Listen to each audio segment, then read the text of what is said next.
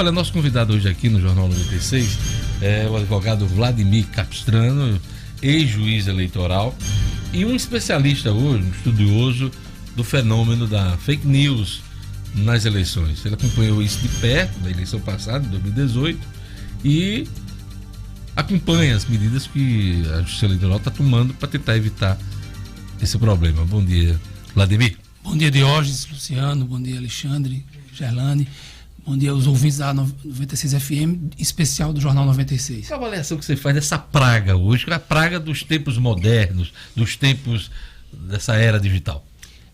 Como já tenho a oportunidade de ter falado outras vezes, Diógenes, as fake news, as notícias falsas, elas são um fenômeno muito antigo, né? Ela remonta desde o momento em que o homem passou a informar, ele também passa a desinformar. O que temos de novidade nesse processo é essa capilarização das redes sociais, em que cada pessoa deixou de ser apenas um receptor de notícia e passou a ser também um emissor de notícias. E a partir daí, a notícia falsa passou a ter muito mais espaço na vida das pessoas. Nada de perna curta. Mentira tem perna curta. Pelo contrário, hoje a perna é longa. A perna é longa, ela é planetária, né? A perna da mentira, da notícia falsa. E também é um fenômeno que esse daí é que torna muito mais difícil o combate às fake news, é que as pessoas, como regra, elas não formam a opinião a partir da notícia falsa que elas recebem. Elas já têm a opinião e a notícia falsa apenas confirma a opinião que ela já tem. E ela passa a difundir aquela notícia como a confirmação do que ela já pensava. É aquela história do tá vendo, eu não disse? E isso a gente enxerga esse fenômeno em vários ramos da vida, não só na política, nas eleições, e tem sido inclusive uma preocupação muito grande dos cientistas do mundo todo, as notícias falsas acerca de vacinas, por exemplo. Isso, na área de saúde. Nos Estados Unidos, isso já é medido por estatísticas. Os Estados Unidos têm estatística para tudo, né? Eles já mostram que o nível de imunização da população diminuiu imensamente por conta de notícias falsas de que as vacinas desenvolvem as doenças que elas visam combater. E desenvolvem, inclusive, vinculam o aumento das pessoas, das crianças com autismo nos Estados Unidos a diversas vacinas para combate de algumas doenças que atacam principalmente a infância. Então, a notícia falsa tem essa característica. Ela dissemina muito facilmente, principalmente porque as pessoas já acreditavam naquela versão e aquela notícia falsa vem confirmar o sentimento que as pessoas já tinham, ainda que seja um sentimento falso, um sentimento não verdadeiro. Gerlane Lima. Bom dia. Desde as últimas eleições foi criado um comitê, um programa de enfrentamento à desinformação. Na sua opinião, conteve aí em relação às fake news? Teve efeito em relação a essas notícias falsas? Nas eleições de 2018, nós tivemos as fake news como um fenômeno realmente preocupante nas eleições. E aí em duas frentes diferentes. Primeiro que as fake news foram utilizadas no combate entre os candidatos, na disputa entre os candidatos, de acusações mútuas de um candidato contra o outro, usando as ferramentas das fake news. O velho levantamento de falso. Que antigamente nas eleições anteriores falava nos dossiês, naquelas coisas todas. Agora o dossiê é muito mais simples, é uma fake news. E isso foi largamente utilizado de uma candidatura contra a outra. Inclusive ainda há no TSE em tramitação uma ação de investigação judicial eleitoral que visa investigar a utilização pelo então candidato Jair Bolsonaro de disseminação de notícias falsas em massa contra a candidatura adversária. E houve também uma outra... No caso, Fernando Haddad. Fernando Haddad. E houve também uma outra forma de utilização de fake news na campanha de 2018, e essa que, a meu ver, é até mais grave, que foi a utilização de notícias falsas contra o processo eleitoral em si. Aliás, o presidente da República ontem ele renovou o assunto que foi o discurso dele durante a campanha, apesar dele ter ganhado. Durante toda a campanha eleitoral de 2018, principalmente a candidatura de Jair Bolsonaro, teve sistematicamente a disseminação de notícias contra o processo eleitoral, tentando desacreditar o sistema eletrônico de votação, tentando desacreditar a urna eletrônica como um equipamento que garantisse que o voto que o eleitor depositou na urna fosse o voto apurado. Isso foi sistemático e preocupou o TSE. A partir dessa preocupação, o TSE criou um comitê de contra-informação, composto por órgãos internos que lidam com tecnologia, com gestão de eleições e também com comunicação social, para identificar essa disseminação de notícias falsas acerca do processo eleitoral, não acerca das candidaturas, acerca do processo eleitoral, e combater essa desinformação com notícia verdadeira. Então o TSE criou esse mecanismo, esse comitê, e que ficava se monitorando, sobretudo as redes sociais, também a internet, mas sobretudo as redes sociais, e à medida em que encontravam notícias visando desacreditar o processo eleitoral, o sistema eletrônico de votação, como, por exemplo, que a urna eletrônica envia votos dados a um candidato para outro, imediatamente esse comitê gerava uma notícia verdadeira e tentava disseminar pelos mesmos canais em que foi divulgada a notícia falsa. Essa prática do TSE foi, inclusive, objeto de uma premiação pelo Conselho Nacional de Justiça, pelo Prêmio Inovare. O Prêmio Inovare é uma premiação do Conselho Nacional de Justiça para boas práticas de gestão do Judiciário.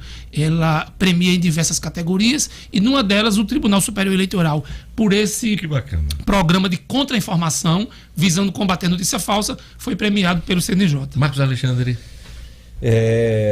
Vladimir, bom dia, primeiramente.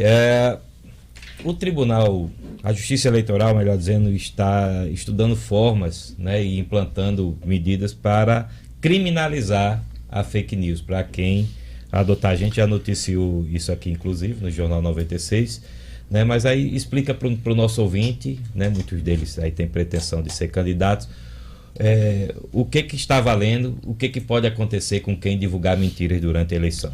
Foi alterado o Código Eleitoral, uma lei de 2019, e foi incluído um tipo penal novo, que é a denunciação caluniosa. A denunciação caluniosa é um tipo de crime que já existe no Código Penal comum, que é aquele crime de você denunciar alguém pela prática de um crime quando aquela denúncia é falsa. Só que no crime comum, do Código Penal comum, essa denúncia tem que se dar pelos meios formais de denúncia, do tipo apresentar uma representação criminal, apresentar uma queixa-crime contra uma pessoa, sabendo que aquela acusação é falsa.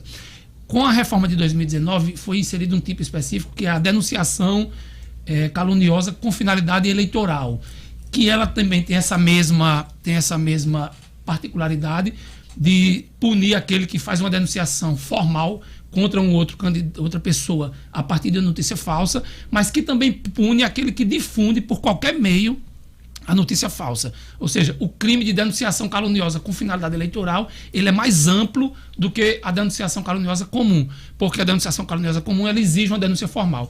A denunciação caluniosa com fim eleitoral, não, basta que haja a divulgação, a difusão de uma notícia que o difusor sabe ser falsa. E aí é que é o grande problema.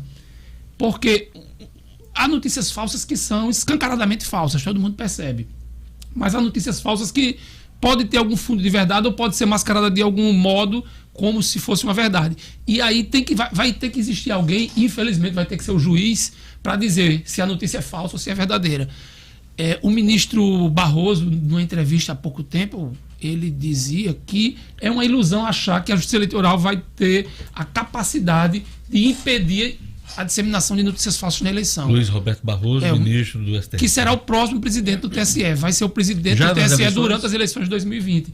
Ele dizia isso, e isso é muito verdadeiro. Porque a gente, a perseguir essa punição severa para os difusores de notícia falsa, nós vamos estar, na verdade, quase implantando uma censura prévia das notícias. E isso é muito perigoso. A gente tem que saber balancear esse controle da notícia falsa com a censura que às vezes as pessoas querem que seja praticada. Luciano Kleber. Vladimir, bom dia, né?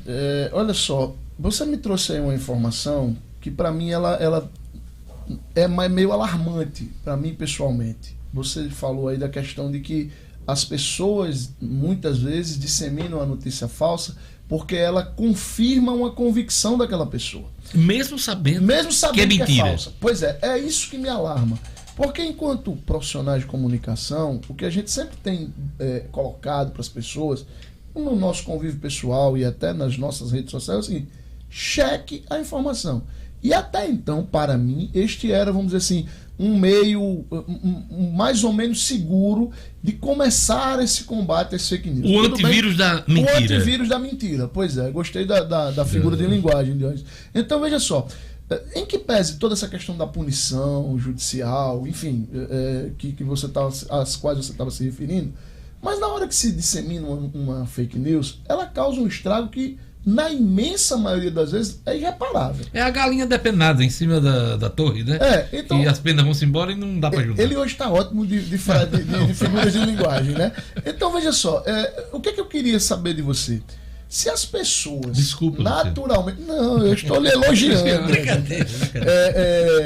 Se as pessoas estão fazendo, segundo o que você me disse aí, essa disseminação por convicção própria, né? Porque elas querem confirmar alguma coisa, e tem um outro grupo de pessoas que o faz por maldade mesmo, por interesse direto, a gente chega num grupo, na minha ótica, muito grande de pessoas que vão disseminar essa fake news, mesmo sabendo que ela é fake news.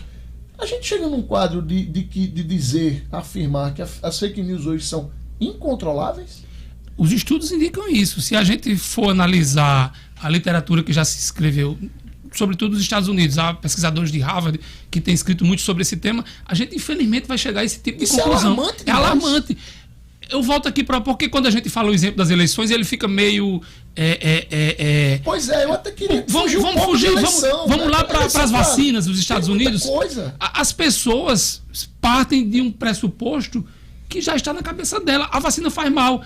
Aí pegam uma notícia com um estudo fajuto e confirmam aquela verdade delas. Posteriormente, todos os grandes centros de pesquisas norte-americanos passam a desenvolver pesquisas mostrando que aquela notícia é falsa, que não tem nenhum fundamento científico. E qual tem sido a resposta das pessoas? Isso é o interesse da indústria farmacêutica. É alarmante mesmo, infelizmente. O coronavírus é um exemplo agora. Não, eu acho que talvez um grande exemplo. Avalanche de fake news. Talvez um grande exemplo disso, não sei se estou sendo simplista, mas essa questão do conceito do terraplanismo talvez se encaixe nisso. Né? Porque isso é uma coisa cientificamente absurda sob qualquer ótica, mas que existe um grupo crescente de pessoas que não tem argumento nenhum que convença elas de que elas estão erradas. E elas continuam disseminando cada vez mais conceitos que embasam, entre aspas, essa sua teoria. Então, a gente vive uma situação de caos, praticamente, do ponto de vista de notícia. Os estudiosos indicam que só duas coisas podem, em um cenário futuro, resolver esse grave problema das fake news, das notícias falsas.